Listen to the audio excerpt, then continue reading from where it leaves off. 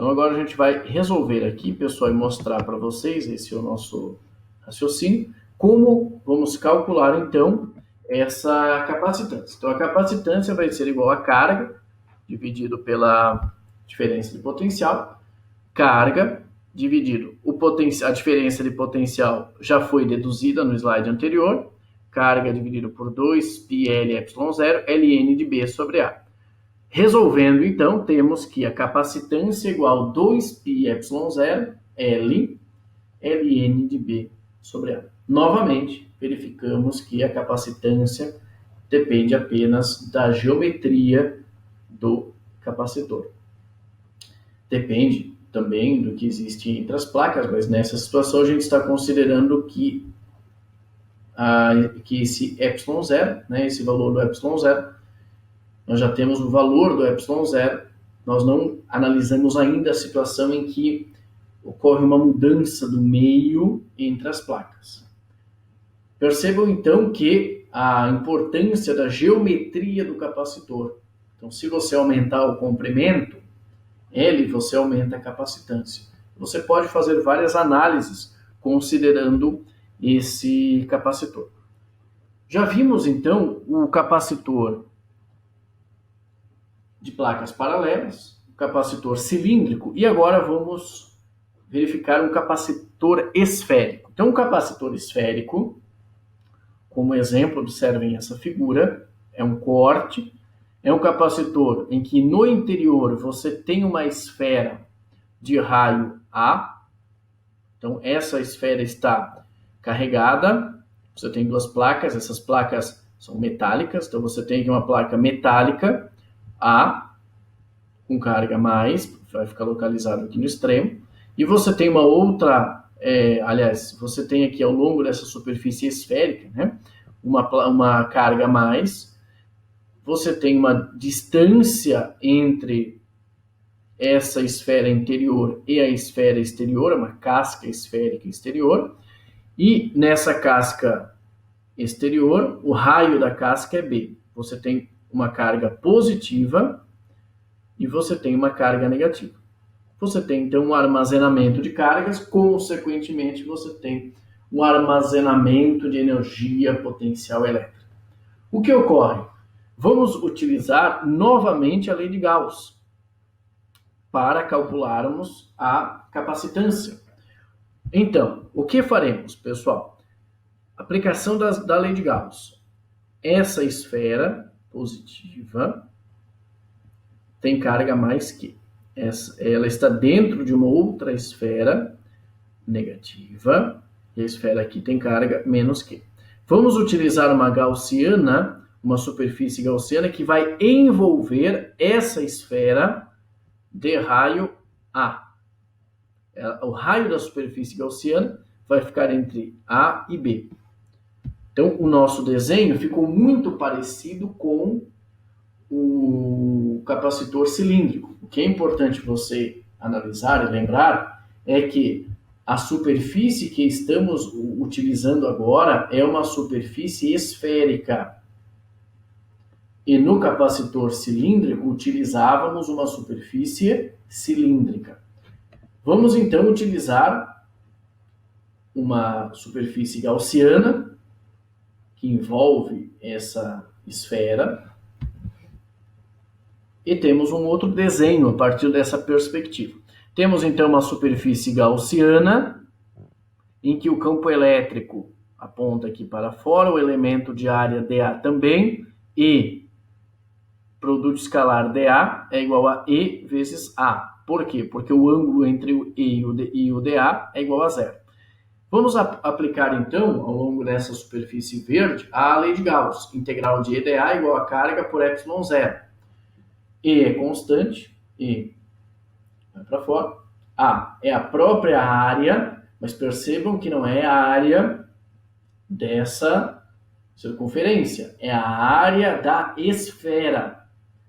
É a área dessa superfície gaussiana, igual a carga por ε0. A carga é igual a E vezes A vezes ε0. É o mesmo resultado que obtivemos anteriormente. Vamos Isolar, então, o campo elétrico. Esse é um resultado que nós já estudávamos anteriormente, no Teorema das Cascas, por exemplo, e nós podemos observar que o campo elétrico é igual a carga dividido por 4πε0 R ao quadrado, em que R é o raio dessa superfície esférica gaussiana. É como se toda a carga estivesse no centro. Então, esse é o campo elétrico. O campo elétrico nessa superfície gaussiana é dado por essa equação. Além disso, para calcularmos a diferença de potencial, novamente vamos calcular a diferença de potencial do menos até o mais. Esse é o caminho de integração. O vetor dr, ds aponta para cá. O vetor campo elétrico aponta em sentido oposto. Vamos novamente utilizar o resultado para calcularmos a diferença de potencial. Então, potencial do mais é maior que potencial do menos, potencial final menos inicial igual a menos integral de ds. Integral de ds, E vezes ds, vezes cosseno de menos 1, que é menos 1, cosseno de 180, aliás, que é igual a menos 1, com menos 1 fica positivo, a diferença de potencial é igual à integral, o campo elétrico é fornecido pela equação, Q dividido por 4π ε0 R ao quadrado dr, com os limites de integração A sobre B. Resolvendo a integral, temos que a diferença de potencial é a carga dividido por 4πε0 menos 1 sobre R aplicado em B em A. Temos que esse resultado é igual a carga dividido por 4πε0 menos 1 sobre B mais 1 sobre A.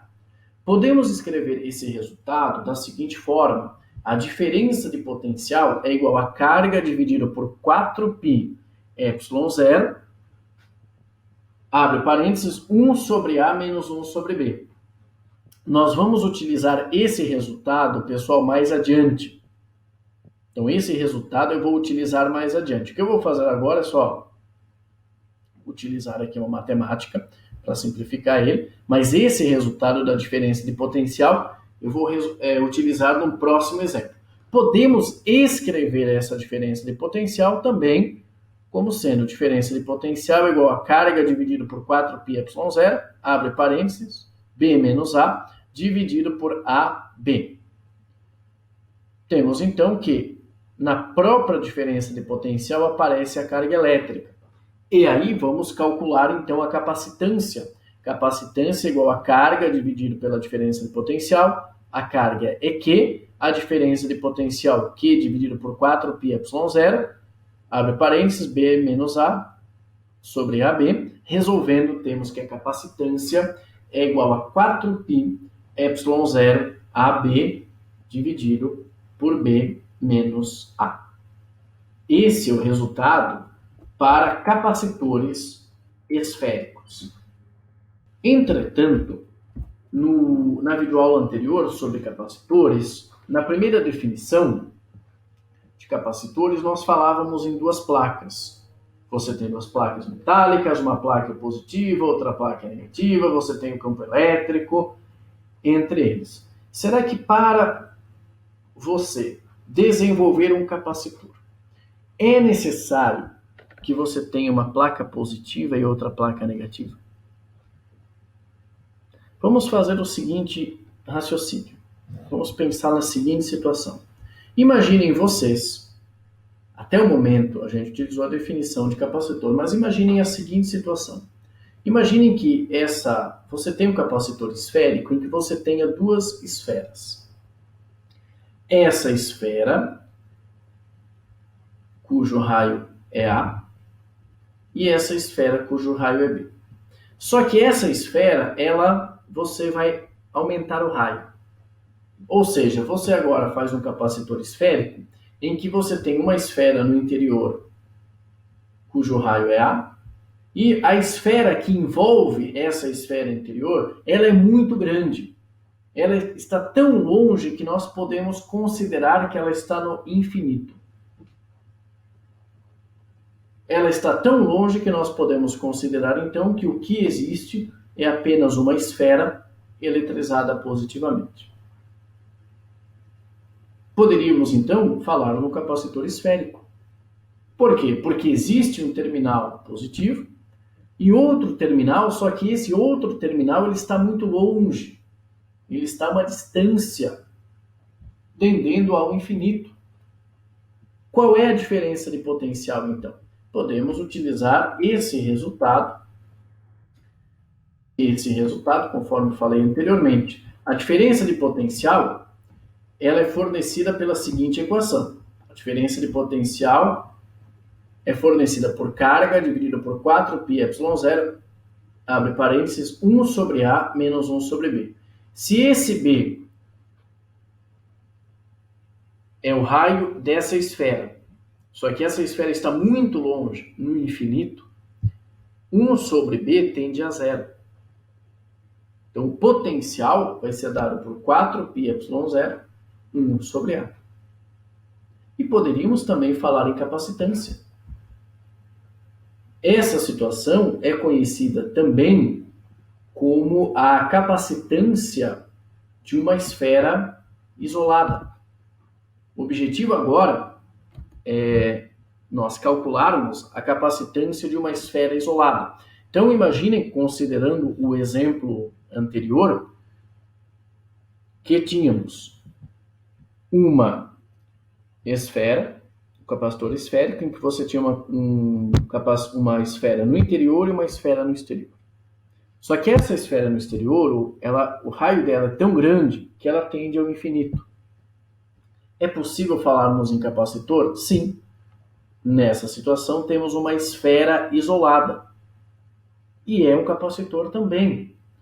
Então, a capacitância é fornecida por carga dividido pela diferença de potencial. Então, a capacitância em que o B tende a zero, vamos utilizar aqui carga dividido a diferença de potencial, que 4πε0, 1 sobre A menos 1 sobre B. Mas esse B está no infinito. E esse resultado 1 sobre B tende a zero. Podemos escrever, então, que a capacitância dessa esfera isolada é igual a 4πε0A, em que esse A é o raio dessa esfera interior. Temos, então, que uma esfera isolada no sentido que ela está eletrizada, e pensamos na outra esfera que envolve essa esfera interior no infinito. Então, essa esfera tem uma capacitância, que é fornecida por 4πε0 vezes R. Um exemplo, então, por exemplo, no gerador de Van der Graaf, nós realizamos alguns experimentos nas nossas aulas sobre eletrização por atrito, por indução eletrostática, eletrização por contato, e nós utilizamos o gerador de Van der Graaf. No gerador de Van der Graaf, você tem uma esfera que está eletrizada. Essa esfera pode ser considerado um capacitor. Então, um objeto eletrizado, você pode utilizar esse conceito de capacitor. Então, você poderia, por exemplo, sabendo o raio da esfera no gerador de Van der Graaf, você consegue determinar qual é a capacitância dessa esfera. Então, nessa videoaula, pessoal, eu mostrei alguns exemplos de como calcular a capacitância. Se a gente for fazer uma revisão, é bem importante a gente lembrar isso, que nós utilizamos a lei de Gauss e depois como calcular a partir do campo a diferença de potencial. O restante foram apenas algumas aplicações. Mas esse resultado da esfera isolada é muito importante quando nós falamos também sobre capacitores.